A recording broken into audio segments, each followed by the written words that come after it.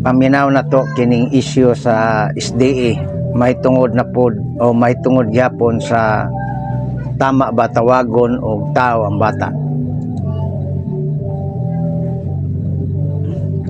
Ito na ang hunahuna, wala man mo nagbase sa Biblia. Sayon lagi kay ni Santon ba, nga nagsigit taglalis nga ang bata aw. Sa inyo na ang hunahuna, wala man mo nagbase sa Biblia. Kaya kung magbase mo sa Biblia, kamong mga Katoliko, mga Sikh o mga pare, ha? Ang prinsipyo sa Biblia, ang bata gina siya. Ang tao, kanang dako na. Kung mudako na ang bata, matawag na siya og tao. Ina na ba ang prinsipyo sa Biblia? Nana ang Ginoo mamulong.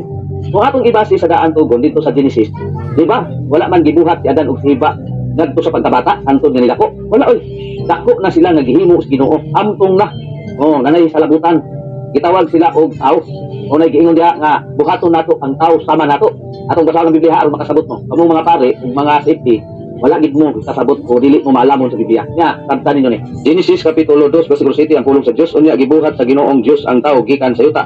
Gihoy niya ang ilong sa tao sa ginhawa nga naghatag og kinabuhi ug ang tao nahimo nga buhing binuhat. So ato nang nabasa ang Biblia pagkaklaro tayo. Ang gibuhat sa Ginoo dako na tao, dadan og siba. Mao na nga wa gid nagbuhat ang Ginoo og bata na gitawag sa sibang Katoliko nga tao. So wa gyud mga minus og pagpaminsar ang mga Katoliko sa Biblia. Ayaw na tanin niyo mao na nga.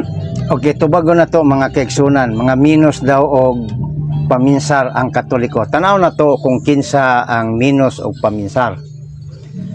Dunay gitawag og general and particular. Pag ingon na to og tao, general na siya. Lalaki, babae, bata, tigulang. Pero kung particular, ang bata, gitawag siya bata. Pero sa general nga pagkasulti, tao siya. Karon pag abot na sa kining Biblia, matod pa niya kining hinay kunog paminsar. Tanaw na to og kinsay hinay og panabot karon. Sumala di San Juan 16:21 sa maayong balita.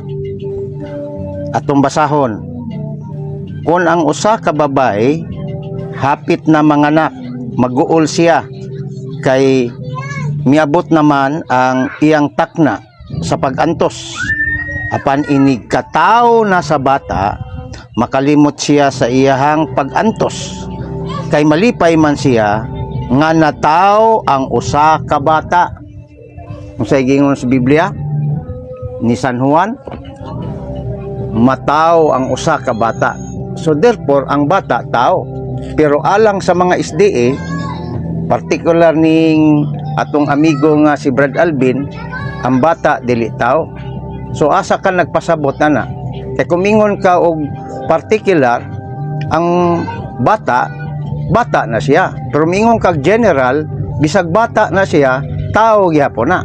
So kinsa man karon ang hinay og paminsar nga di man kasabot og what is general and what is particular. Kanang gigamit nimo sa Genesis 2 nga nagbuhat ang Dios og tao, general na siya.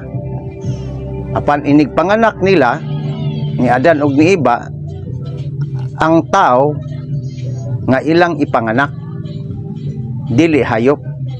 Busa kinsa may hinay karon og paminsar. Mao na atong reaksyon. Daghang salamat og mayong adlaw natong tanan.